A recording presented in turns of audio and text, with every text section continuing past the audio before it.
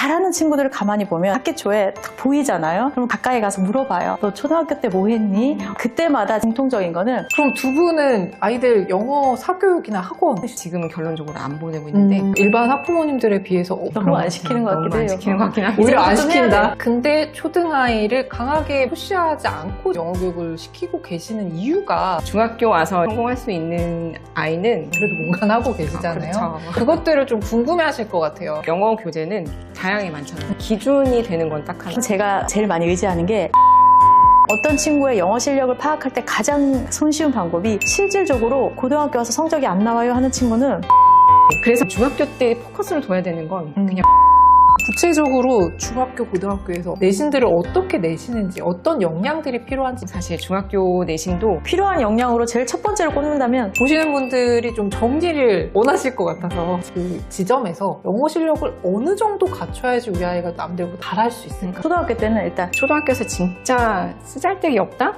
라고 얘기를 한다면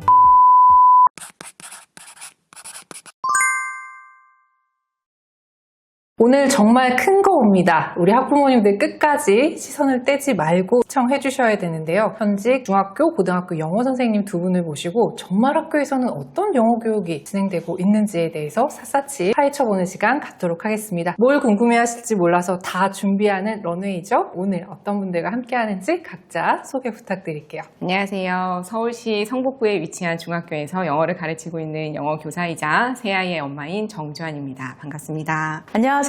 경기도 고양시 고등학교 영어 교사이자 두 아이의 엄마인 김효진입니다. 반갑습니다. 저희가 원래 런웨이는 세 분을 모시는데 이렇게 두 분을 딱 모셨어요. 왜냐면 스페셜리스트 두 분이기 때문에 중학교 대표 네. 영어 선생님 그리고 고등학교 대표 영어 선생님 이렇게 두 분을 모셨는데요. 학부모님들이 영어, 수학 이거는 놓지를 못하시는 것 같아요. 저희가 그동안 런웨이에서 굉장히 다양한 주제를 다뤘거든요. 근데 영수만큼은 굉장히 관심 있게 보실 것 같습니다. 아까 소개해 주실 때도 말씀을 하셨지만 두 분 다 학부모님이세요. 네, 맞아요. 네, 초중 아직 고등은 아직 아니죠. 초중. 네, 아직 초중 학부모님. 저는 초등학교 4학년 아이 그리고 아직 미취학 7살 아이 있습니다. 네, 미취학부터 중학교까지 다양한 아이들을 키우시는 학부모님들이시기도 해서 학부모님들과는 조금 다른 시선들에 대해서도 여러 가지 인사이트를 얻으실 수 있을 것 같아서 기대가 되네요. 그럼 첫 번째 질문부터 드려보겠습니다. 중고등학교 영어 선생님들이시잖아요. 그냥 아이들을 가르치는 선생님의 입장으로만 우리 아이들을 바라봤을 때랑 실제로 내 아이를 좀 키우다 보니까 초등 영어 교육은 좀 이러네 라고 느끼는 점들이 있으셨을 것 같거든요. 네, 주한쌤은 어떠셨어요? 저는 일단 그냥 교사로 있었을 때는 초등학교에서 잘 해오면 되겠지라고 생각을 했고 네. 초등학교에서 너무 무리하지 마세요. 네네. 편안하게 그냥 놀면 쉬면 영어 공부해오시면 됩니다 라고 말을 했었어요. 근데 엄마가 되고 저희 아이가 초등학생이 딱 되면서 이게 교사 마음, 엄마 마음이 정말 문자레드 깔끔하게 떨어지더라고요. 고학년이 올라가는데 저렇게 놀게 놔둬도 되나 독해도 해야 되지 않나 문법해야 되지 않나 막 싶어가지고 진짜 이것저것 막 시켜봤었어요. 학원도 보내보고 근데 학원도 싫다 그래서 그냥 제가 어쩔 수 없이 붙잡고 했는데 문법에 들어가다 보니 진도가 나가면 나갈수록 어려워지잖아요. 네네. 그러니까 아이가 막 울기도 하고 너무 괴로워하는 게 보여서 학습 정서가 저는 굉장히 중요한 사람인데 그게 망가지는 게 보이니까 안 되겠는 거죠. 이미 망가졌을지도 모르는 그 아이를 네. 보면서 마음은 안타깝지만 시키고 싶지만 그냥 하다 말다를 반복을 하고 있는 중이에요 지금도. 근데 그 아이의 실력이 제가 손을 놓았을 때 발전이 아예 없는 건 아니더라고요. 학교에서 진짜 배워오긴 배워오는구나 라는 걸 느꼈어요. 제가 알던 아이는 분명히 이런 단어도 몰라야 되고 이런 문장 구조도 해석을 못 해내야 되는데 쉬었다가 다시 한번 해보면 알고 있고 해석을 해내는 걸 보면서 초등 공부도 도움이 되는 게 맞네. 그러니까 내가 밖에서 얘기했던 게 완전 틀린 말은 아니구나 라는 마음으로 지금은 그냥 초등학교 6학년이니까 아예 손을 놓을 수는 없으니 매일매일 꾸준하게 간단한 독해 문제집 풀고 단어는 아이가 외우겠다 그러면 외우고 감사히 그냥 내버려 두면서 지켜보고 있어요. 6학년 한 2학기 되니까 이제부터는 좀 문법을 좀 더 심도 있게 들어가서 가볍게 훑어줄 정도로만 계획하고 있어요. 어떻게 보면은 부모님들이 시행착오를 겪으시는 것처럼 네. 선생님도 영어 똑같이. 교사지만 똑같이 시행착오를 겪고 네. 계신 거네요. 네. 그게 우리 아이가 내 뜻대로 움직여주지 안 되는 않기 거죠. 때문에 그런 거죠. 그렇죠. 그래서 너무 안 되는 거죠. 선생님이 포커스를 맞추시는 거는 영어 정서. 네. 효진쌤은 어떠세요? 잘하는 친구들을 가만히 보면 학기 초에 딱 보이잖아요. 그럼 가까이 가서 물어봐요. 너 초등학교 때 뭐 했니? 엄마가 어떤 거 해줬니? 그때마다 공통적인 거는 두 가지예요. 많이 듣는다, 많이 읽어. 그러면 답은 나온 거잖아요. 초등학교 때 많이 들려주고 읽혀주면 되겠다. 그런데 제가 엄마가 되니까 방향성은 알겠는데 그걸 일상 속에서 스며들게 하는 거는 완전히 다른 거잖아요. 이건 습관에 대한 거고 아까 영어 정서 말씀하셨는데 저 나름대로 학원을 많이 보내서 해결하지 않으려고 하고 아이의 속도대로 리듬대로 하려고 하는 거를 우선으로 하지만 제가 가장 조바심이 날 때는 도서관에 가면 우리 아이는 이제 학습 만화 코너에서 기웃기웃하고 근데 그것도 발전한 거예요. 근데 태구가 작은 아이가 너무 편안하게 영어책을 읽고 있으면 고등학교 때까지 어느 정도의 양이 필요한데 우리 아이가 저렇게 그냥 해맑게 있어도 되나? 주변에 엄마들이 걱정하는 만큼 뭔가 학원이라도 보내서 어느 정도 푸시를 하면 그래도 아이가 어느 정도는 만들어지지 않을까? 항상 그 정도에서 고민을 해요. 그런데 결국에는 내 아이를 봐요. 얘는 2달보다 나아졌고 작년보다 이만큼을 자기가 스스로 성취했다고 생각하고 있다. 그래서 조바심을 내려놓지만 여전히 갈 길이 머니까 어떻게 내가 많이 힘들이지 않고 할 수 있을까? 그런 고민은 항상 하는 것 같아요. 그럼 두 분은 아이들 영어 사교육이나 학원 안 보내시죠? 지금은 결론적으로 안 보내고 있는데 그 이유는 보내봤는데 성과가 없었어요. 기간은 한 1, 2년 이렇게 보냈어요. 정년일 때 영어 독서 한번 보내봤는데 책을 어느 정도 읽어간다고 했고 선생님도 아이가 잘 읽어요 라고 했는데 저랑 집에서 읽어봤더니 정말 쉬운 문장도 못 읽고 있는 걸 발견을 하고 그동안 돈 낭비였네 해서 과감히 관뒀고 그러다가 또 대형 어학원에 보내봤죠. 그랬음에도 불구하고 발전되는 게 안 보이더라고요. 레벨은 신기하게 올라가는데 제 눈에는 차지가 않아서 아이도 어려서 그랬을 수도 있지만 뭘 배워왔는지 잘 얘기도 못하고 그러길래 그냥 애당초 일찍 시키는 거에 그닥 좋아하는 사람은 아니었기 때문에 그래 내가 불안에 휩쓸려서 보내진 말자. 나의 선택이 올바르지 않았네 하고서 그냥 접게 되었죠. 일단 아이의 성향이 제일 중요하잖아요. 저희 아이는 제가 봐도 가만히 앉아있기 힘들고 많이 움직여야 되는 아이이기도 했고 그래도 사교육에 적당히 의지하면서 나랑 협업해야 되는 구조로 가야 되지 않나 하고 보내본 적이 있기는 해요. 그때 당시에 마음에 들었던 게 일단 아이가 가기 싫다는 소리를 안 했고 두 번째는 이제 막 영어를 공부하려고 하는 친구였기 때문에 2학년 때 그러니까 암기 숙제가 있지 않았고 그 다음에 파닉스가 제대로 안 됐음에도 불구하고 나름의 스토리가 있는 책을 이용하더라고요. 그래서 이거는 내 기준에 부합한다. 그래서 보내봤지만 그 학원을 불만족한 건 아닌데 그 정도의 돈과 시간을 들이는 거에 비해서 내가 더 중요하게 생각했던 일상 속에서 습관처럼 하는 거는 결국 집에서부터 같이 가야 되는데 아이가 여기 학원 가면서 보내는 시간이 꽤 많다 보니까 이것만 다니는 게 아니잖아요. 그래서 집에서 여유로운 시간이 너무 부족한 거예요. 장기적으로 봤을 때는 이만큼의 돈과 시간을 들이는 것보다는 집에서부터 하나하나 노력하는 게 더 중요하겠다. 지나면 저도 보낼 수도 있어요. 무조건 학원을 안 보내겠다는 주의는 아닌데 적어도 지금 초등학교 시기에는 좀 더 자연스럽게 나중에 학습에 대한 건 해야 되는 건 또 다른 부분인 건 분명한데 지금은 그러고 싶어서 안 보내고 있습니다. 그럼에도 두 분이 막 일반 학부모님들에 비해서 엄청나게 뭔가를 많이 시키시는 건 아니잖아요. 영어 선생님. 그런 편인 것 같아요. 너무 안 시키는 것 같기도 해요. 너무 안 시키는 것 같긴 합니다. 오히려 안 시킨다. 오히려 안 안 시킨다. 시킨다. 그러니까 조금 편안하게 초등 때는 아이 정서나 자기주도성을 가져가면서 편안하게 보내도 괜찮을 것 같다. 이렇게 생각하신다는 거죠. 네, 핵심은 그래야만 정말 힘을 내야 할 때 아이한테 그 힘이 남아있지 그 힘을 내기도 전에 패배감과 200개 외워온 친구랑 비교를 통해서 나는 아닌가? 이렇게 마음을 접어버리면 그게 피어나기 힘드니까 그걸 지켜주고 싶은 마음인 것 같아요. 선생님들이 말씀을 하시니까 이런 궁금증이 자연스럽게 떠오르거든요. 선생님들은 중고등학교에서 영어가 어떤 게 필요한지 아시잖아요. 근데 초등아이를 강하게 푸시하지 않고 영어 교육을 시키고 계시는 이유가 분명히 있을 것 같다는 생각이 들거든요. 선생님들을 생각했을 때는 어느 정도만 하면은 중고등학교 올라가도 괜찮은 거예요?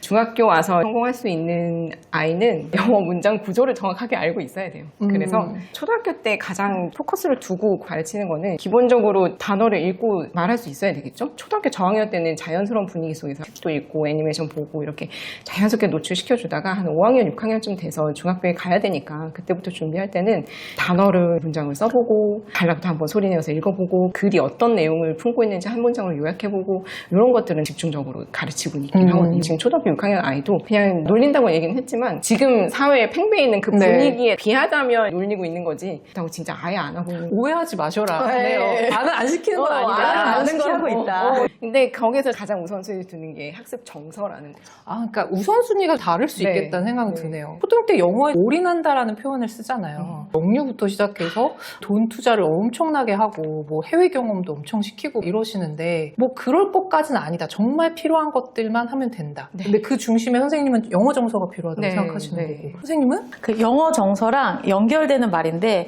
영어 정서를 망치지 않으려면 아이 스스로 하고 싶은 그 힘을 뺏으면 안 된다고 생각하거든요. 거기서 자기 주도성이 나오는 건데 물론 처음에는 학습이라는 거를 어떻게 할지를 모르니까 어느 정도 가이드는 필요하지만 그 범위가 아이를 장악시키는 그러니까 과도한 암기라던가 과도한 양이라던가 아이의 수준에 맞지 않는 책을 읽힌다거나 그런 거에 쫓아가는 거는 아이를 안 보는 거죠. 아이가 스스로 힘을 내서 해야 되는데 그럴 때 아이 스스로 성취감을 느끼고 정서가 망가지지 않는다고 생각하니까요. 자기 주도성. 사실 추상적이지만 그것만큼 중요한 게 없는 것 같아요. 학원 많이 다니는 애들이 사실 지친 아이들이 너무 많이 봐요. 그쵸. 학교에서 보고 있으면. 그쵸. 그래서 저희 아이도 학원을 보내봤었다라고 얘기를 했잖아요. 그러고선 안 보냈던 이유가 학원 숙제가 너무 많아서 아이가 지치는 거예요. 뭐 거기에 억눌려가지고. 근데 엄마 입장에서 보면은 제가 핸드폰 조금 덜 보고 TV 조금 덜 보고 할 수 조금 있겠다. 덜 놀면 할 수 있는데 제가 지금 하기 싫어서 노느라 지금 못하는 거지. 다 선생님들이 생각이 있지 숙제를 내주는 거지. 네가 지금 핑계 대는 거다라는 얘기인데 또 교사 입장에서 애들 가만히 지켜보고 있으면 또 그렇게 짠할 수가 없어요. 어른들 입장에서 보면 하루 종일 일을 했어요. 네. 그러고 야근까지 했어요. 아이들한테는 학원이겠죠. 야근까지 다 하고 왔는데 사장이 야근하는 꽁문내를 대고 너 집에 가서 일 더 해야 돼. 그래야 돈 좀 이러는 거랑 똑같은 거잖아요. 상상보다 너무 짜증나는데? 그래서 다니고 싶나요? 네. 아니잖아요. 네. 그러니까 그 아이들이 너무 짠한 거예요. 그래서 숙제에 치다 이 애들이 어떤 선택을 하냐면 예전에는 앱이었어요. 앱으로 이렇게 스캔해가지고 다 말려주고 이런 앱이 있었잖아요. 그 맞아요. 앱을 지워버리고 못 가게 하면 그만이었는데 이제는 AI가 너무나 손쉽게 맞아요, 접할 맞아요. 수 있어. 진짜로 학교에서 선생님 저 남아서 숙제할게요. 하는데 AI 그냥 찍고 그나마 해석 보여줘 그러면 나은 거예요. 그나마 자기가 읽고 그래도 문제란 풀겠다는 네네네. 의지가 있는 아이인데 답 찾아줘요. 이제 답 찾아줘. 이래버리면 그 아이는 너무너무 지쳤다라는 얘기인 거죠. 그러면은 과연 그 시간이 의미가 있었나. 시간, 에너지, 학원비는 다 이렇게 저기 하수구로 빠지는 그런 느낌인 거고 아이는 아이대로 지치고 남는 게 없는 거라는 거죠. 그래서 너무 안타까워요. 선생님들이 초등아이 이렇게까지 시킬 필요 없어 라고 해서 조금 편안하게 시키고 계시다라고 말씀은 하셨지만 그래도 뭔가 하고 계시잖아요. 그렇죠. 그것들을 좀 궁금해 하실 것 같아요. 그래서 일단 영어 교재는 다양하게 많잖아요. 문법, 뭐 듣기, 독해 다 많은데 기준이 되는 건 딱 하나 어휘량. 그러니까 내 아이가 이미 알고 있는 단어가 70에서 80%는 되느냐를 보는 거거든요. 교재가 사실 그런 실력을 키우기 위한 거잖아요. 네. 문법은 문법 실력, 듣기는 듣기 실력. 근데 모르는 단어가 더 많아버리면 이거는 그냥 단어 찾기용으로 그 교재가 활용이 되는 거지 그 실력을 키우기 위한 교재가 될 수가 없거든요. 그래서 일단 아이한테 물어보죠. 이 교재가 너한테 맞는 거 같냐? 여기 나와 있는 글들이 이해가 되느냐 안 되느냐 그걸 먼저 물어봐서 그걸 선택하고 읽기 교재 많이 궁금해들 하실 것 같은데 저는 읽기 교재 찾는 기준은 요즘 많은 교재들이 한글과 영어 단어 뜻을 다 제공을 해줘요. 지문 옆에 나 아래쪽에. 근데 저는 그게 가급적 없는 걸 골라요. 두 가지 이유가 있는데 첫 번째는 일단 그렇게 뜻이 제공이 돼버리면 아이들이 글을 읽으면서 막힘이 없거든요. 그래서 단어를 학습해야 될 필요성을 못 느껴요. 아이들은 필요성이 있어야 사실 움직이잖아요. 근데 해석이 너무 잘 돼. 뜻이 친절히 제공이 되어 있어서 암기 필요성을 못 느끼게 되고 두 번째가 아무리 단어 공부를 열심히 한 친구들도 새로운 지문을 만나면 거기 안에 모르는 단어가 나올 수밖에 없거든요. 근데 그런 현상은 학년이 올라갈수록 빈도수가 더 늘어나게 되어 있어요. 그래서 고등학교까지 잘 하려면 그 모르는 단어를 문맥 안에서 찾아야 되는 능력이 필요하다고 생각을 해요. 단어가 주어지면 그런 맥락 안에서 찾아낼 기회가 아예 없어지는 거잖아요. 그래서 그런 추론 능력을 키우려면 단어 뜻이 없는 걸 사용을 하는 게 좋겠다는 생각이 들어서 그런 기준으로 교재를 고르고 있어요. 좀 생각나시는 교재 이름이 혹시 있으세요? 초등학교는 그 미국 교과서로 읽는 리딩 시리즈 그게 없어요. 그냥 영어 단어만 딱 나와 있고. 네. 그래서 그거를 많이 풀리셨다. 네네네. 수진쌤은 어떠세요? 저는 이제 막 영어 공부를 시작해서 얼마 안 된 경우를 얘기를 한다면 기본이 많이 듣게 하고 낭독이나 또 영어 원서를 통해서 짧더라도 스토리가 있는 이야기를 엄마랑 같이 읽어본다거나 이게 기준이에요. 사실 제가 교재를 많이 들여와서 적용해보고 그러기보다 운이 좋게도 주변에서 교재를 많이 줬어요. 영어 공부를 운영하는 친구가 언니 영어 아무것도 안 해도 돼? 하고 갖다 준 것도 많고 어쨌든 기본적으로 집에 ORT 교재가 단계별로 있는데 그거 정말 좋더라고요. 이렇게 유명한 데는 이유가 있고 그러니까 단계별로 읽기 훈련을 할 수 있는 교재가 구성이 되면 너무 좋다고 생각해요. 그러니까 그걸 저녁마다 하루에 3권씩 낭독하기도 하고 이랬는데 지금 한 권만을 목표로 하고 있어요. 매일 조금씩 꾸준히가 목표가 돼서 한 권은 짧으니까 5분 이내라서 한 권은 할 수 있지 않나. 습관을 잘 형성하기 위해서 쉽게 접근할 수 있는 걸 큰 목표로 두고 있고 그 다음 제가 제일 많이 의지하는 게 리틀박스예요. 리틀박스를 거의 하루에 4, 50분은 저희 집에 항상 배경처럼 흐르고 있어요. 그러니까 아침에 아이들 깨울 때도 그렇고 그래서 요즘 우리 아이들 좋아하는 게 로켓걸이 있는데 재밌는 이야기거든요.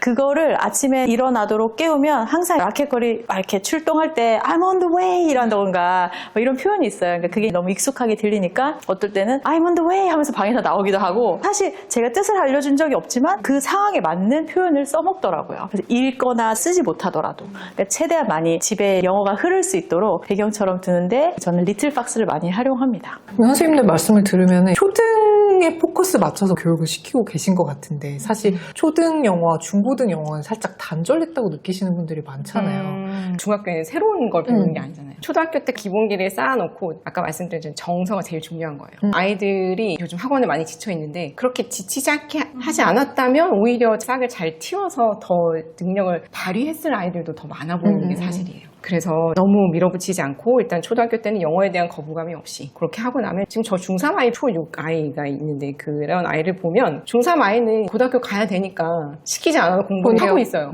초6 아이도 자기가 중학교 가야 되니까 알아서 나 다음 오늘은 외워볼게 이러고 뭐 문법 좀 해볼게 이러고 자기가 알아서 영어를 찾아서 하더라고요. 그러니까 그 시기를 잘 기다려주면 되는 거예요. 근데 아무것도 안 하고 기다리면 아무것도 오지가 않잖아요. 그러니까 엄마로서 좀 느긋한 마음을 가지되 아이가 계속 공부할 수 있는 의욕을 가질 수 있게끔 영어는 단어가 중요하대 이런 거 중학교 가기 전에는 이런 거 끝내놓고 가야 된대. 그 이런 거가 뭐예요? 이런 거 네. 중학교 가기 전에 문법 좀 끝내놓고 가야 된대. 문법은 한 바퀴 돌려놓고 가고 초등 영단어 이렇게 나오니까 야 중학교 가기 전에 초등 영단어는 끊어야 되지 않겠니? 이렇게 제안을 해놓으면 아이가 안 듣는 것 같지만 그래도 다 듣더라고요. 그래서 때가 오고 시기가 맞아 떨어지면 아이들이 하긴 하더라고요. 그래서 너무 몰아붙이지 않아도 된다. 저는 그거에 계속 주의를 주고 있는 편이에요. 6학년 정도에 문법 한번 돌려야 되는데 저도 그거 공감하거든요. 적절한 시기라고 생각해요. 안타깝게도 저희 아이는 6학년 때 그걸 돌릴 수 있는 수준은 안 될 것 같지만 근데 자연스럽게 구조로서 영어를 받아들이려면 문법을 한 바퀴 돌리려면 그 전에 예를 들면 레고 아이들이 만들 때 여러 가지 블록 모양들을 보고 여기에 맞춰서 끼우잖아요. 그러니까 지금 다양한 의미 덩어리를 많이 알고 있어야 된다. 문장 지식이라고 표현한다면 들어본 표현도 많이 있고 들어봄직한 문장들이나 읽어본 듯한 문장들이 많이 있어야 단어를 뜻을 모르더라도 이런 문맥에 이런 느낌의 단어가 있었어. 이게 조금 편안하게 다가왔을 때 어법으로 적용했을 때 구조가 보이는 거지 아무런 데이터도 없이 갑자기 어법으로 가면 안 된다는 거죠. 그래서 초등학교 때는 최대한 많이 듣고 읽어보고 어떤 스토리를 통해서 자기 생각도 한 문장 정도씩 써보고 아직 그 단계가 아니면은 한 문장 정도 일기를 쓴다거나 조금 학습적으로 간다면 어휘책 하나 해서 하나 예문 정도만 아침에 한 번, 저녁에 한 번 이렇게만 의식적으로 습관을 해도 괜찮고요. 그래서 기본적으로는 그쪽으로 가기 위해서 많은 것들을 모아야 되는 시기. 그러니까 다양한 모양의 블록을 모아야 된다. 의미 덩어리가 있는 쉽게 말하면 관용구라던가 그런 거잖아요. 그거를 모으기 위해서 가장 좋은 방법은 많이 듣고 많이 읽고 낭독이라던가 이렇게 생각하는 거죠. 학부모님들이 실패하시는 이유가 듣다 보니까 인풋이 너무 없거나 아니면 인풋만 있거나 그죠? 네. 근데 그거 두 개를 적절한 타이밍에 잘 하셔야지 중고등 영어로 연결이 되는 거네요. 자, 지금 중학교에서 고등학교에서 아이들 보고 계신데 애들 영어 수준이 어때요? 중학교 1학년이지만 중3 수준의 글을 써내는 아이들이 있어요. 장하게 써내고 말하는데도 거침이 없고 이런 아이들이 있는 반면에 이제 아직까지도 영어 단어를 쉬운 건데도 제대로 읽지도 못하고 써봐라 그러면 쓰지도 못하는 아이들이 아직까지도 있어요. 제가 여기서 아직까지도라고 얘기 계속 붙이는 이유가 지금은 어느 정도 영어 교육열이 진짜 최고점을 찍었잖아요. 그러면 안 하는 아이들이 없다는 얘기거든요. 그럼에도 불구하고 아직까지도 안 된다는 얘기는 이 아이가 정말 흥미가 없었다는 얘기예요. 흥미가 없었던 상태에서 내 아이를 보지 않고 주변의 얘기를 듣고 주변 아이들을 보고서 인풋만 쏟아 넣은 거죠. 근데 그 아이가 흥미가 안 되고 준비가 안 됐으니까 그냥 흘러내린 거예요. 그렇게 준비가 안 된 상태에서 온 아이들도 아직까지 있어서 수준 차이 너무 많아서 수업하기가 힘들어요. 그 중간을 맞추기가 그러실 것 같아요. 아직도 많이 힘들어요. 고등학교는 어때요? 중간이 없는 거 맞아요. 중상권이 없는 없는 거죠. 저는 일반고에 있는데 아마 일반고의 공통적인 특징일 것 같아요. 국제고나 자사고 이런 데 떨어진 경우에 여기 학교에 와서 내신 등급을 따겠다는 그 친구들이 주로 1등급을 이루고요. 그 다음에 중상위권이 없고 중상위권이 없다라는 건 데이터로 얘기하면 모의고사에서 3, 4등급이 없는 거예요. 3, 4등급은 그래도 어느 정도 바탕이 있다라고 보거든요. 의식적인 노력을 하고 수업에 좀 따라올 만하고. 근데 그 나머지는 5, 6, 7, 8, 9인 거예요. 제가 아이들을 봤을 때 이 친구는 확실히 1등급이 맞네라고 생각하는 기준이 여러 개가 있는데 수업 속의 상황을 보면 어떤 지문을 할 때 키워드를 가지고 관련된 배경 지식을 모으는 시간을 잠깐 가져요. 인트로 활동. 갑자기 지문으로 갈 수 없으니까 그 활동에 되게 공을 들이는데 그래서 간혹 유튜브 영상이나 테드 영상 같은 거 많이 활용하거든요. 그러면 일단 거부감이 없어요. 공부를 많이 안 해본 친구들은 그런 거 자체가 자기랑 상관없는 거고 그리고 제가 거의 대부분 자막도 같이 주거든요. 그거 가지고 키워드를 영어로 써든 한국어 써든 괜찮다. 그래서 지금 영상이 말하려는 게 뭐지?를 자기 글로 쓸 수 있어야 되는데 잘하는 아이들의 특징은 자기의 문장으로 쓸 수 있다는 거죠. 질문을 남기기도 하고 그리고 지문으로 들어갔을 때 문맥적 동의어를 찾는 활동을 굉장히 집중적으로 해요. 문장의 흐름을 알기 위해서는 그냥 문장을 해석하는 게 끝이 아니라 A 문장과 B 문장의 의미 관계 이 두 문장의 관계를 생각해요. 그래서 어떤 경우에는 수업이 끝나고 질문하기도 해요. 예를 들면 선생님 이 부분에서 갑자기 이 연구로 넘어가는데 너무 뜬금없지 않아요? 상위권 친구들은 그 정도의 수준이기도 하고 저는 마이크를 돌리면서 낭독 활동을 하는데 읽을 때 보면 의미 단위를 이해하고 읽는 친구들 어떤 친구의 영어 실력을 파악할 때 가장 손쉬운 방법이 읽게 시키는 거거든요. 그럴 때 많이 차이가 나고요. 그 다음에 가장 중요한 건 어휘력인데 잘하는 친구들은 한국어의 의미를 좀 깊게 알아요. 단순히 뭐 예측하다 이런 게 아니라 뭐 그게 의미하는 바 그게 관련된 한자를 잘 아는 경우도 있고 어떤 친구한테는 그냥 1:1 매칭이 끝이지만 어떤 친구는 이 단어에 대한 이미지가 풍성한 거예요. 그게 글을 읽을 때 본인한테 굉장히 도움이 되는 거죠. 그리고 마지막에 자기 말로 정리할 수 있다는 거는 자기 생각이 생겨야 되는 건데 그건 갑자기 안 되잖아요. 그런 훈련을 꾸준히 해온 친구들인 거죠. 아까 전에도 말씀을 하셨지만 얘네들이 초등학교 때 중학교 때 학원을 안 다니는 게 아니잖아요. 다들 다녔어요. 게다가 대치동을 중심으로 한 학군지에서는 초등 때 영어를 끝내놔야 수학을 한다. 혹은 사춘기가 오기 전에 진도를 빼야지 애가 말을 안 들어도 어느 정도 유지해서 갈 수 있다. 이런 얘기들을 하신단 말이에요. 근데 이게 잘못된 생각일까요? 잘못됐다고는 아니고 가능은 해요. 결론부터 얘기하면. 일찍부터 충분히 선행하고 그걸 받아들인 친구들은 시험 유형에 대비한 어떤 문제를 많이 풀면서 1등급을 받을 수도 있겠죠. 가능은 한데 약간 방향성이 다른 것 같아요. 그러니까 영어를 보는 게 뭔가 끝내는 과목이 아니라 고등학교까지 가서도 계속해서 새로운 단어, 문장을 보면서 새로운 생각을 배우게 되고 그러면서 내가 생각은 이런 게 있었는데 하고 연결하게 되고 쉽게 말하면 사고력을 증진시킬 수 있는 어떤 새로운 길을 만들어가는 도구로 봐야 되는데 영어를 끝낸다라는 건 더 이상 길을 만들지 않는다는 거죠. 제가 최근에 선원소녀 문항 출제위원으로 일을 하게 되면서 소위 강남 8학군에 소재한 중학교 학생들의 답안지를 매겨본 적이 있어요. 잘하는 애들은 진짜 잘하긴 하더라고요. 중학교 1학년 답안이었는데도 중학교 3학년 훨씬 능가하는 그런 실력들이 보이고 그래야 된다라고 저는 생각을 해요. 그렇게까지 공부를 열심히 했는데. 근데 더 눈여겨봤던 게 거기 학교에도 그냥 8학년이 아닌 일반 중학교의 일반 아이 수준 My favorite animal is a dog라고 해야 되는데 I favorite dog 뭐 이렇게 그냥 얘기하는 그런 문장들이 또 등장을 하는 거예요. 소위 8학군의 아이들. 걔네도 학원 다 다녔을 텐데. 다녔을 테잖아요. 그런 문장이 어법에 어긋나는 건 물론이고 자기의 생각이 드러나질 않아요. 뭐라고 말은 많이 써놨는데 핵심이 없는 거죠. 자기 글에. 그런 걸 보면서 이게 과연 많이 배우고 빨리 끝내놓는 게 답은 진짜 아닌 것 같다. 그런 걸 따라갈 수 있는 아이의 능력을 봐야 된다. 내 아이가 지금 준비가 됐느냐 안 됐느냐. 그래서 빨리 시작해서 성공한 아이들의 케이스는 기본적으로 진짜 영어를 좋아했고 그걸 받아들일 역량이 되는 아이예요. 그리고 영어뿐만이 아니라 다른 것들도. 네. 슬프지만 사실 공부도 능력이거든요. 네네. 누구나 다 잘할 수 있는 게 아니에요. 그럼요. 근데 우리는 지금 누구나 다 잘하게끔 만들려고 어머니들이 노력하시다 보니 어머니도 상처를 받고 아이들도 상처를 받는 것 같아요. 그래서 객관적으로 제 아이를 판단하는 게 가장 빠른 길이 아닌가. 그 싹을 틔울 수 있는 시기는 제가 각 다르기 때문에 분명 언젠가는 싹을 틀 건데 너무 초등학교 때부터 이른 패배감을 느끼게 해가지고 잘라버리고 있진 않나. 그렇게 한번 고민을 해보셔야 될 것 같다는 생각이. 그러면 우리 아이의 상태를 봐서 대치동 같은 그런 데로 들어가야 될지 말아야 될지도 정할 수 있겠네요. 저 욕심 많은 아이, 잘하고 싶어하는 아이 그런 애들은 대치동 가야 되겠죠. 선생님 계신 지역에서도 대치동으로 아이들 간다고 네, 하셨잖아요. 학원을 가요. 네. 학원 가는 애들이 있어요. 이사는 못 갈지언정 그냥 학원 가서 거기서 수업 듣는 애들이 있어요.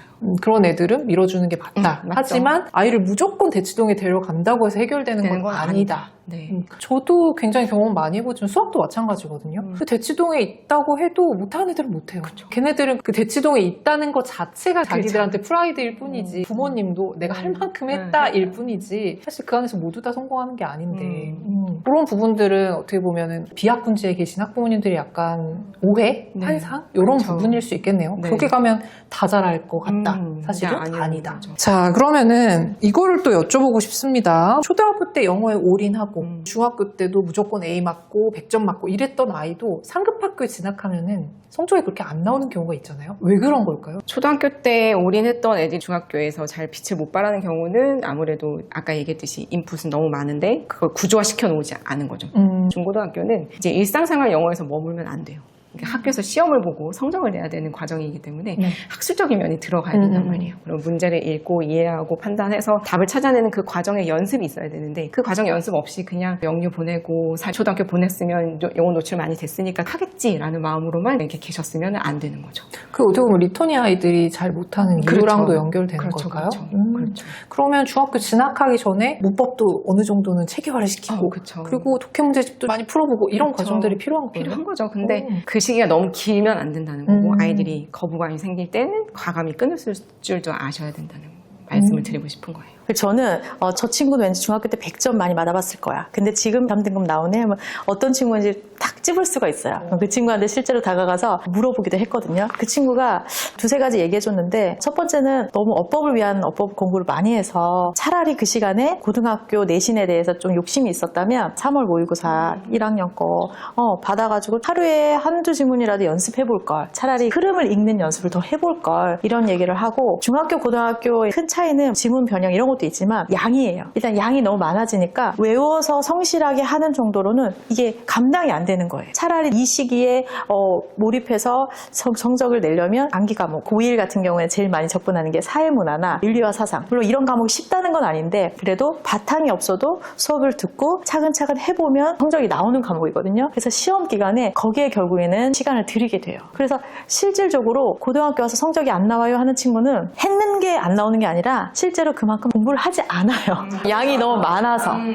그리고 허점이 뭐냐면 제가 같이 근무하고 있는 파트너 선생님이 계속 중학교에 있다가 오셨는데 이야기하시는 게 그거예요. 중학교에서 예를 들어서 5명의 학생이 100점을 받았다. 그러면 진짜 100점인 친구는 한두 명인 거예요. 나머지는 그냥 외워서 할 수 있는 거지 조금 변형이 되면은 사실 7, 80점짜리 친구라는 거예요. 근데 본인이 나는 100점이었는데 고등학교 때서 안 되네? 그 간극에 본인이 허우적대면서 실제로 내가 어떤 노력을 해야 되는지 기울이기보다 나 왜 안 되지? 나 그만큼 열심히 했던 애인데 이렇게 스스로 생각을 해버리는 거죠. 그러니까 중학교의 A가 진정한 A가 아니라는 거. 도대체 왜 그런 거예요? 무늬만 A인 게 많죠. 그 A가 정말 암기만 하는 거예요, 그냥. 아. 왜냐하면 중학교 시험이 요즘 더 어려워지고 있기는 한데 그래도 어느 정도 성실하게 외우고 선생님 하라는 거 하고 그러면 정확히 자기가 암기한 걸 재현해내기만 해도 높은 성적을 받을 수 있게끔 구조는 되어 있어요. 이게 절대평가다 보니까 굳이 꼬아서 낼 필요는 없잖아요. 아이들이 기본적인 실력이 있느냐를 보는 그런 시험인데 그래서 저는 중학교 때 포커스를 둬야 되는 건 A를 맞는 게 아니라 그냥 공부법, 자기만의 공부법을 개발해야 되는 시기라고 생각을 해요. 그래야 고등학교 가서 성공을 근데 기본적으로 A는 맞아야 그나마 성능급 안에 드는 건 맞잖아요. 그건 맞아요. 그렇죠. A를 막 해야 되긴 하죠. 근데 A를 받던 애들이 사실 여기 가서 3등급 받으면 자기네들 인정 못해요. 맞아요. 그쵸. 네. 거기서 만족할 수가 없잖아요. 맞아요. 그러니까 그 공부법이 잘못됐다는 거는 알고 있어야 되는데 그걸 모른 채로 고등학교 가면 실패를 낙담을 하게 되는 거고 그게 아니고 중학교 때부터 메타 인지가 발달한 아이인 거죠.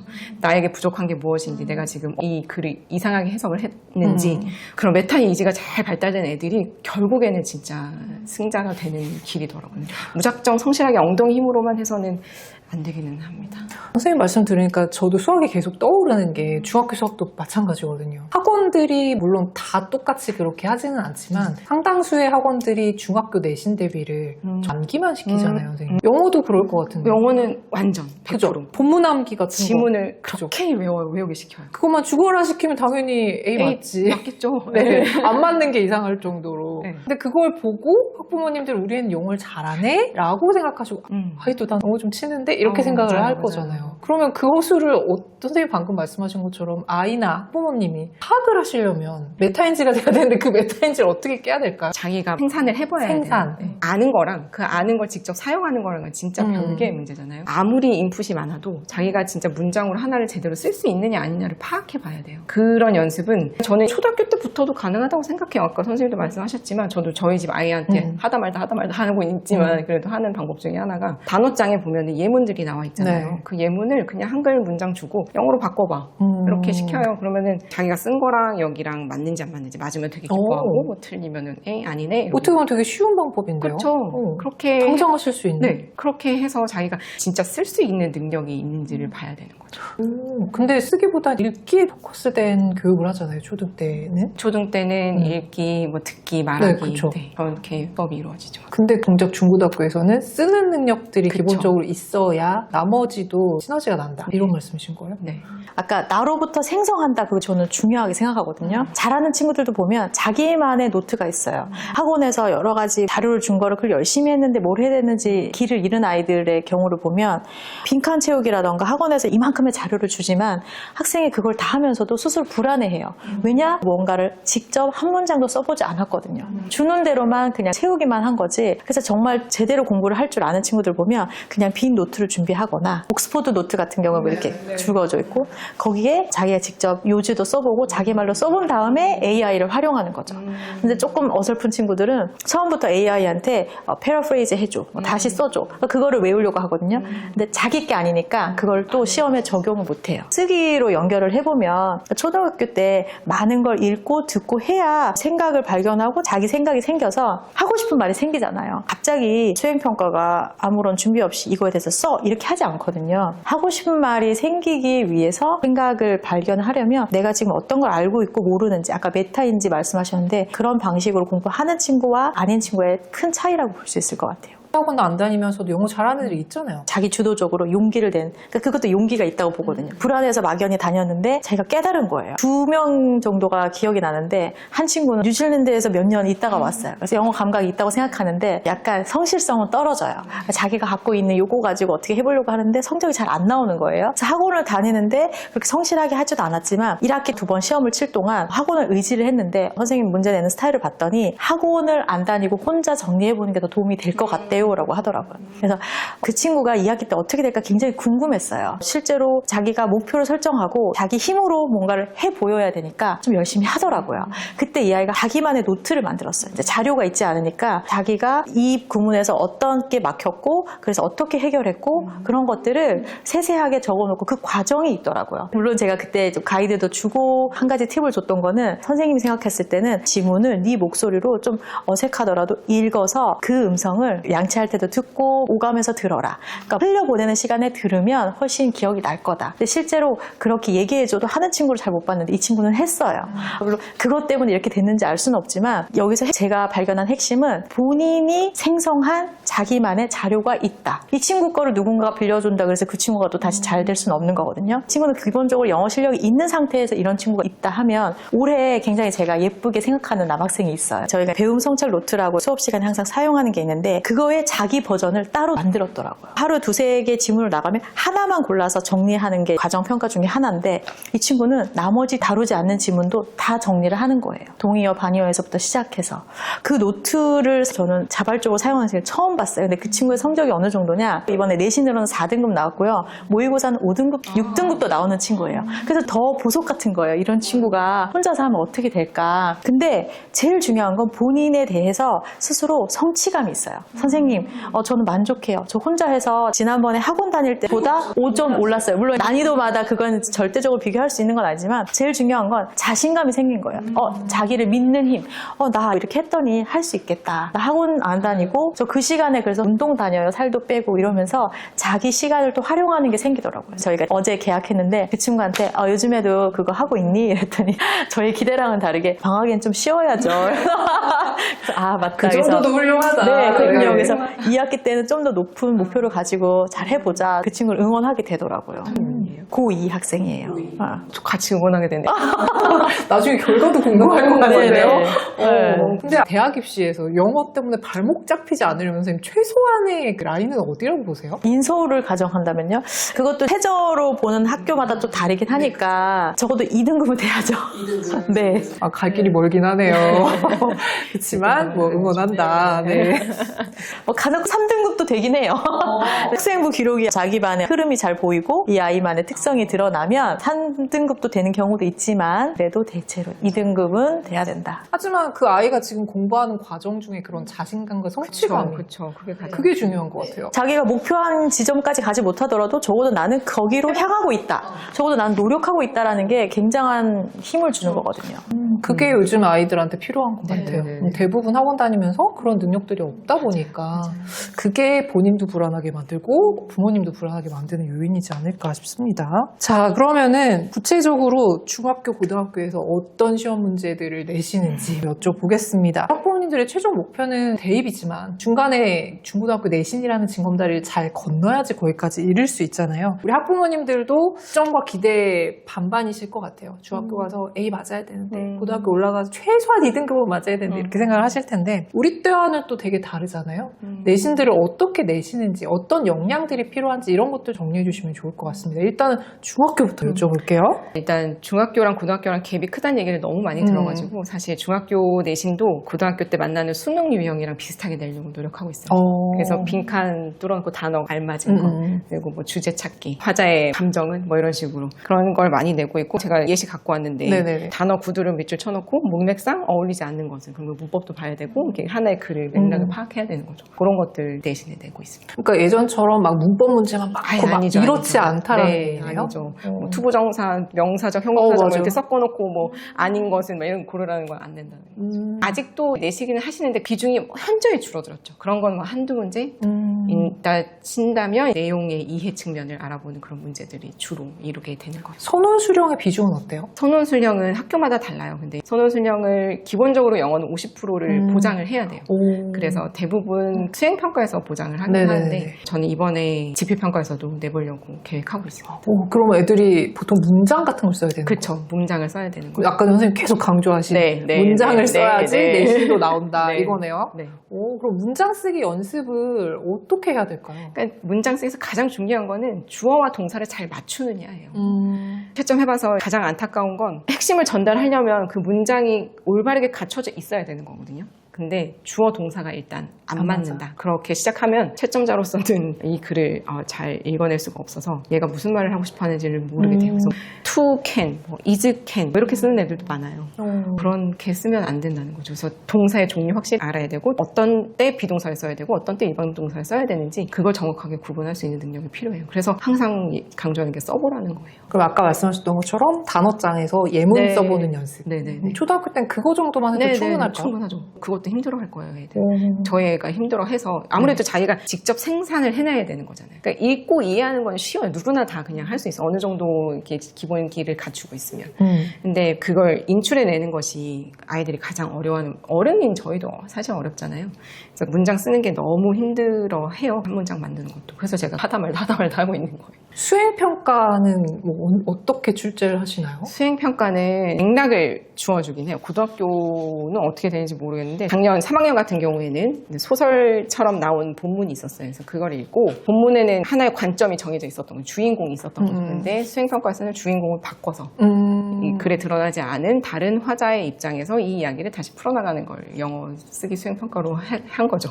이제 생각을 많이 해야 돼요. 어려워 보여요. 네. 이게 당장 딱 들으면 어려운데 준비하기 위해서 과정들이 거의 4시간, 5시간 정도. 이미 수업을 다 한 네. 거. 그러니까 수업 중에서 계속 연습을 해요. 근데 그것만 잘 따라오면 어렵지 않아요. 그러고 나면 애들이 소감문이 이렇게 글이 하나가 새롭게 탄생하는 게 신기하다. 그리고 내 힘으로 썼다는 게 또 신기하다. 이렇게 얘기를 하거든요. 시간이 주어지면 할 수 있죠. 그러면은 실제 내신 성적을 잘 받는 애들은 어떤 역량을 가진 애들이 내신 성적을 잘 받아요, 선생님? 수행평가나 선후수령도 포함해서. 성실해야 돼요. 일단. 성실. 네. 그리고 선생님이 요구하는 게 뭔지 하나도 놓치지 않으려는 그런 자세. 수행평가도 허투루 보질 않아요. 사실 수행평가가 많은 학생들이 좀 등한시하는 영역이긴 하거든요. 맞아요. 이게 일시에 치러지는 게 아니다 보니까 긴장감이 현저히 낮아져요. 그래서 수행평가 별거 아니야. 이거 뭐 그냥 하고 중간기말 잘 보면 돼 하는데 사실 수행에서 1점 깎인 거 커버하려면 중간기말에서 한 두세 문제는 맞춰야 되는 경우가 있어요. 두세 문제가 빠르겠어요. 수행을 그쵸, 열심히 하는 게 그쵸, 더 그쵸. 낫겠어요. 수행은 어느 정도는 점수 주려고 네, 내는 주려고. 것도 있잖아요. 네. 네. 그럼 고등학교 얘기 한번 들어볼까요? 일단 아이들도 이제는 다 알아요. 선생님 얼마나 변형할 거예요? 이러면서. 변형. 네, 학교마다 그 정도가 좀 다를 수 있지만 기본적으로 제가 근무한 학교에서는 한 5, 60% 이상을 변형을 해요. 그렇지만 기본적인 주제를 건드리진 않아요. 그건 굉장히 위험하거든요. 그래서 지문에 기본적으로 얘기하고자 하는 메인 아이디어는 그대로 두되 그거를 흘러가게 하는 단어들을 다 새롭게 하는 거예요. 고등학교 지문의 특징이 뭐냐면 연구라던가 추상적인 내용을 많이 얘기하잖아요. 그거에 대해서 실제 사례를 뭐 찾아본다거나 그거를 뒷받침할 그 내용은 아이들은 수업 때 읽어보지 않은 거예요. 그렇지만 여기에 추상적인 내용을 구체적인 내용에 적용할 수 있는가, 그거를 연결하면서 논리의 흐름이 있는가, 그거를 파악하기 위해서 변형을 많이 하기도 하고요. 지필에서 듣기를 낼 수는 없으니까 듣기 문제 유형에 보면은 대화도 나오고 그러잖아요. 어떤 지문에 같은 경우는 대화로 하기도 좋은 지문들이 있어요. 만약에 서술형으로 나온다면 둘이 대화를 하다가 일기 형식으로 여자가 쓰는데 빈칸을 만들어 놔요. 그러면은 남자한테 받은 배려의 상황들을 여자는 일기 속에 뭐라고 기록할까를 하는 거예요. 그거는 정해진 답이 없더라도 이걸 어떻게 느끼냐에 따라 다를 수 있는 거거든요. 그래서 핵심은 글을 읽고 여기저기 흩어져 있는 정보를 서랍 속에 딱 담을 때 이 서랍에 내가 제목을 뭐라 할지, 그러니까 그게 핵심 단어인 거죠. 그런 걸 쓸 수 있게 해야 되고, 만약에 일반적인 지문을 가지고 서술형으로 나온다면 기본적으로 많이 연습해야 되는 거는 메인 아이디어가 있는 문장을 자기 말로 바꿔보는 거. 그게 가장 중요해요. 한글로 먼저 써봐도 괜찮고 그 다음에 영어로 바꿔보고, 그래서 동의어 공부를 많이 해야 되는 거죠. 그리고 똑똑한 친구들은 공부한 양이 똑같은 거에 비해서 거기 주어진 조건을 명확하게 연결해서 하고, 그게 만약에 애매한 경우에는 시험 중간에도 꼭 질문해서 자기의 이해를 파악을 하고 지문 속에 나와 있는 어떻게든 이용할 수 있는 것들을 끌어다 쓰는 거예요. 괜히 뭔가 새로운 걸 쓰려다가 엎어지지 않게 그런 핵심을 잘 파악하는 핵심을 찔렀어, 이거예요. 그런 것도 좀 필요하죠. 선생님들 말씀을 들으니까 우리 때보다 요즘 시험 문제가 훨씬 더 어려운 것 같은 느낌이 드는데 어떨까요? 그럴 것 같아요. 더더러 풀라 그러면 또 못 풀 수도 있어요. 그만큼 영어 실력들이 전반적으로 상승한 것도 맞는 거죠. 맞아요. 그리고 또 원하는 역량도 다르고, 예전하고. 그리고 아까 주부 말씀 종합해보면 중학교 시험부터 다 수능형으로 전환되고 있는 형태라는 거잖아요. 근데 독해 시험이잖아요, 수능은. 네, 그러면 독해력이 사실 중고등학교의 꽃이라고 봐도 될까요? 필요한 역량으로 제일 첫 번째로 꼽는다면 독해력이에요. 근데 그걸 하기 위해서 더 중요한 건 어휘죠. 어휘가 거의 70% 이상은 중요하다고 생각해요. 그리고 영어 외에 배경 지식이라던가 문해력이라고 표현하는 그런 것들의 중요성은 어떻게 보세요? 너무너무 중요하죠. 네. 고등학교에서 열심히 좋은 성적을 얻으려면 문해력이 필수인 거죠. 그리고 문해력이 사실 중학교에는 대단한 걸 요구하는 게 아니고 아까 얘기했듯이 수행평가에서 요구하는 게 뭔지 잘 파악해내는 거, 그런 것만 잘해도 내신 성적은 잘 받아갈 수 있는데 한두 문장에 담겨져 있는 요구하는 대상이 무엇인지를 파악을 못해서 이상한 점수를 받는 애들이 많거든요. 그래서 그런 문해력은 중학교든 고등학교든 필수로 생각을 해요. 고등학교는 더 중요해지겠죠. 배경 지식이 문해력을 도와준다? 연결은 되는 것 같아요. 어떤 지문을 읽을 때 나 이거에 대해서 들어봤는데 무슨 내용이지? 궁금증이 생기니까 읽게 되는데, 근데 간혹 가다가, 많은 경우는 아니지만 지문을 읽다가 자기가 들어본 듯한 말에 빠져가지고 자기 생각대로 풀다가 매력적인 오답에 걸리고 그런 경우 많이 있죠. 그럼 고등학교에서는 내신 성적을 잘 받는 아이들의 특징이라고 하면 뭐가 있을까요? 일단 첫 번째는 어휘력인데요. 어휘력이 그냥 나 22,000 단어 몇 번 돌렸어, 이게 아니라 예문 속에서 내가 충분히 이해를 했는지, 그리고 예를 들어서 뭐 풍요, 번역 이런 단어가 따로따로지만 지문 속에서 이 두 가지는 같은 얘기를 하고 있다는 걸 연결할 수 있는 거죠. 그것도 어휘력의 깊이에 따라 다를 수 있는 거고, 두 번째는 독해력인데 주어 동사 구분하고 이런 거 말씀하셨듯이 문장에서 수식어구도 많고 어디까지가 주어인지 이런 걸 독해력으로 본다면 구조를 아는 힘, 그 다음에 세 번째 정도가 논리를 읽는 거. 이거 제일 어렵죠. 그냥 해석을 위한 해석이 아니라 정신을 차리고 스타일로 보는 거예요. 그래서 in this regard 이런 문장이 나왔어요. 이런 지점에서 라고 하면 어떤 지점이지? 앞에 이 내용이지? 이거를 계속 연결하듯이 가야 되는 거예요. 그냥 이거는 이런 뜻이에요가 아니라 그래서 지금 이 문장은 이 부분은 앞의 내용을 정리하겠다라는 뜻으로 친절한 표현인데 이걸 또 새로운 걸로 생각하면 안 되는 거죠. 고등학교 모의고사 지문은 다 그런 흐름이 있잖아요. 제일 많이 쓰는 흐름이 일반적인 생각에서 시작해서 새로운 연구가 있었고 알고 보니 이런 지점이 새로운 게 있더라. 이런 흐름에 대해서 익숙한 친구들. 그러니까 많이 읽을수록 그 흐름을 어색하지 않게 아는 거죠. 자, 그럼 고등학교는 내신과 수능이 조금 더 연결이 되는 부분들이 있을 것 같기는 한데 실제 내신 성적과 수능 등급이 어느 정도의 비례관계를 보인다고 생각하세요? 그건 정말 학교마다 다를 수 있는데 목동에서 근무하는 영어 선생님 얘기를 들어보면 한 반에 1등급이 몇 명이나 돼요? 라고 했을 때 거의 한 15명? 이 정도더라고요. 근데 제가 근무하는 고등학교는 한 2명? 많이 나오면 3명? 이 정도거든요.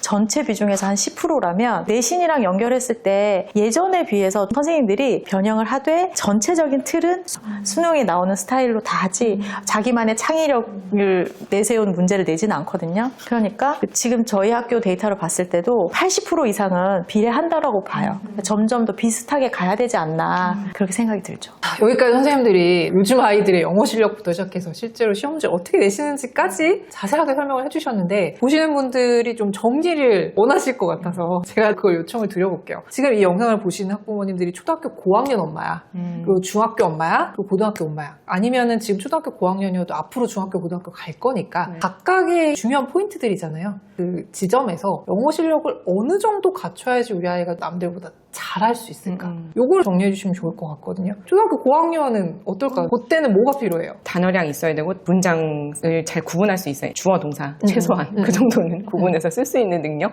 문법은 한 바퀴 돌려놓는 그거까지는 초등학교 고학년 때 해놓고 중학교를 가야 안전하겠다라는 말씀을 드리고 싶고 중학교 와서는 좀 더 쓰는 걸 많이 했으면 좋겠어요. 쓰는 거. 그렇게 쓰다 보면 자연스럽게 문장 구조에 익숙해지거든요. 그리고 초등학교 고학년 어려울 수도 있을 것 같고 또 지문이 그렇게 길지가 않아서 중학교에서는 글을 하나 읽으면 진짜 자기 말로 한 문장 요약해보기. 그거는 꼭 해봐라. 영어로 요약해야 되나? 네, 영어 요약하면 너무 좋고 그게 안 되면 한글로라도 시작을 해봐라. 한글로 일단 써놓고 이제 시간적 여유가 되고 허락이 된다면 영어로 밑에다 써도 상관은 없겠죠. 일단 글을 읽어내는 힘이 중학교 때 가장 필요하다고 생각해요. 제가 아까 블록에 말씀드렸는데 비유해서 초등학교 때는 일단 많은 모양의 블록을 축적하는 시기. 지금 책에는 없어도 돼요. 이상적인 거는 한 6학년쯤 됐을 때 여름방학 한 번, 겨울방학 한 번. 기본 이제 문법 문제집을 2번 정도 돌릴 수 있게 돌리는 당시에 문제집을 봤는데 단어도 새롭고 문장도 익숙하지 않은 상태면 지금 준비가 안 된 거예요. 그 전에 좀 많이 듣고 많이 읽고 근데 사실 영어에 대해서 얘기하긴 하지만 사고력, 자기 생각을 꺼내기 위한 연습으로 위클리 뉴스라던가 한국어 기사라도 초등학생을 위한 그런 기사들 많잖아요. 일주일에 한 번이라도 소리내서 읽어보고 엄마랑 이거에 대해서 지금 무슨 얘기를 하는 걸까? 이야기 나누는 그것도 같이 간다고 봐요. 언어를 기본으로 해야 영어도 되는 거니까. 그래서 초등학교 때는 영어가 학습이 아니라 내가 알면 알수록 좋고 편하게 배경처럼 흐를 수 있게 하는 게 가장 중요한데 문장의 블록을 축적하는 거. 내 안에 말하고 싶은 것들을 많이 만들어 놓는 거예요. 그 다음에 중학교 가면은 어법 한번 돌리면서 구조를 이해하는 눈이 생기는 거죠. 내가 많이 봐왔던 문장들이 사실은 이런 구조를 가지고 있구나 스스로 발견할 수 있게 회계를 갖추는 거. 그 다음에 고등학교로 가면 하나의 문장이 아니라 이 문장의 흐름을 아는 거예요. 흐름. 그래서 이 문장과 이 문장과의 관계, 그래서 그거에 대해서 내가 떠오르는 생각들, 그 다음에 이 글은 전체적으로 말하려고 하는 게 이거구나. 이런 구조의 특징을 자꾸 익숙하게 연습하는 거. 그거라고 생각해요. 영어는 언어라서 어쩔 수 없이 국어랑 같이 가야 된다고 봐요. 국어는 저기 밑인데 영어를 잘할 수는 없고 또 국어 잘하는데 영어를 또 못하기도 또 힘들거든요. 그렇다는 건 진짜 영어에 노출이 안 됐다는 얘기라서 어느 정도 같이 갔다면 국어랑 영어랑 같이 갔다면 같이 성공할 수 있는 확률이 크죠. 네, 이렇게 정리를 해주셨다면 이제 초등 엄마들이 우왕좌왕 많이 하고 있는 것 중에서 정말 중고등에서 쓰잘데기 없다 싶은 것도 딱 정리해 주시면 좋을 것 같아요. 정말 쓰잘데기 없다. 물론 우리가 어느 정도 제약을 둘 필요는 있습니다. 뭐든 다 언젠가는 도움이 되고 좋죠. 근데 우리 아이들한테 시간이라는 건 굉장히 유한하고 우선순위라는 게 분명히 있으니까 중고등학교 영어를 위해서 초등 때 하는 것 중에 쓸데없는 건 뭐가 있을까요? 저는 과도한 단어 암기. 과도한 만약에 정해진 시간 내에 정말 더 가성비 있는 걸 따지자면 어떻게 보면은 어휘랑 이만큼을 외우는 게 가성비 있는 거 아니야? 라고 생각할 수 있는데 그거는 결국엔 휘발되기 때문에 적용할 수 없어요. 차라리 그 시간에 원서 읽는 거, 짧은 책이라도 스토리가 있는, 맥락이 있는 책 읽는 거에 더 시간을 쓰면 그 맥락 속에서 단어를 계속 노출하기 때문에 정말 의식적으로 단어 학습을 위한 학습을 할 때 그때 내가 축적해왔던 것들이 자연스럽게 남아있을 거라는 거죠. 초등학교 때 너무 편하게 얘기해서 피를 본 사례들을 주변에서 왕왕 봐요. 원서 읽히고 너무 즐겁게 그렇게 또 중학교도 그런 식으로 한 거예요. 원서를 잘 읽으니까 또 영어도 성적이 나쁘지 않게 나오니까. 근데 그렇게 했다 고등학교를 갔더니 못 따라가더라는 거죠. 그러니까 자연이 되겠지라고 생각하셨던 거죠. 네. 제가 그래서 계속 강조하는 게 초등학교에서 중학교 가기 전에 학습적인 측면, 공부해보고 문제를 이해해보고 문제를 풀어보는 그런 연습이 필요하고 중학교에서 고등학교 갈 때도 고등학교에서 요구하는 그런 능력들이 또 있는 거잖아요. 그런 능력들을 위해서 연습할 수 있는 시간들은 꼭 있어야 된다. 자연스럽게 책 읽고 하는 거 너무너무 좋죠. 너무너무 좋고 그렇게 자연스럽게 어휘를 체득하는 게 좋은데 어쨌거나 책을 읽든 듣든 보든 우리는 외국인이란 말이에요. 영어 입장에서 보면은. 외국인이 영어를 얼마나 많이 보겠어요. 원어민 수준까지는 절대 못 가거든요. 그러려면 인위적인 노력이 반드시 필요해요. 그래서 그 단계가 올라가기 전에 꼭 한 번씩은 중학교에서 요구하는 문제 패턴, 고등학교에서 요구하는 문제 패턴에 연습은 꼭 필요하겠다. 그리고 초등학교에서 진짜 쓰잘데기 없다? 라고 얘기를 한다면 스피킹? 스피킹부터 뭔가 화상 영어 이런 거 말씀하시는 스피킹 그럼요. 중요하죠. 우리 애가 샤샤 얘기하는 거 중요하죠, 너무 중요하죠. 좋죠. 얻는 거 분명히 있습니다. 하지 말라는 얘기는 아닌데 얻는 거라면 발음 그리고 자신감. 영어로 뭔가 말을 해봤다는 그 경험 자체가 아이한테 영어로 소리내서 말하는 거에 대해서 거부감이 없게 해주기 때문에 상당히 좋은 건 맞아요. 근데 그 스피킹 연습한 게 결국 말하기 수행평가로 바로 연결되느냐가 또 아니에요. 이러면 저희가 계속 얘기했던 걸로 귀결되는 수밖에 없는 게 아이가 무슨 말을 하고 싶어 하는지 그 핵심이 빠져 있으면 아무리 발음이 좋고 유창성이 있다고 해도 그 아이에게 좋은 점수를 줄 수가 없거든요. 그러면은 중고등학교에서 필요한 스피킹 역량은 어느 정도만 있으면 돼요? 이것도 사실 수업 중에 다 연습을 하기 때문에 프리토킹을 할 필요는 없다. 맞아요. 거의 그런 시험은 거의 드물죠. 연습이 어느 정도는 다 이루어집니다. 그래서 자기 생각이 가장 중요한 거예요.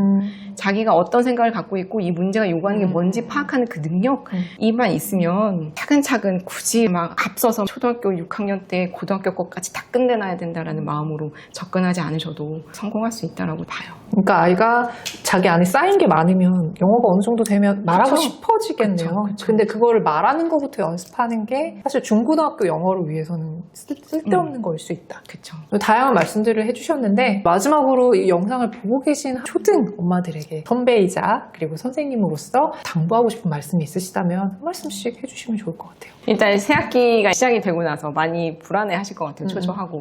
또 한 학년이 올라가기 직전 단계잖아요. 2학기니까. 그럼 많은 생각들이 있으실 것 같은데 초조해하지 않으셔도 된다라는 말씀을 드리고 싶고 중학교에서도 저는 사실 실패해봐도 된다고 생각하는 주의거든요. 고등학교 가서는 실패하면 절대 안 돼요. 근데 지금 같은 분위기로 아이들을 막 몰아붙이다 보면은 물론 잘 따라온 애들이 있지만 그에 반해서 일찍부터 지쳐가지고 중학교에서 손을 놔버리는 애들이 발생을 해요.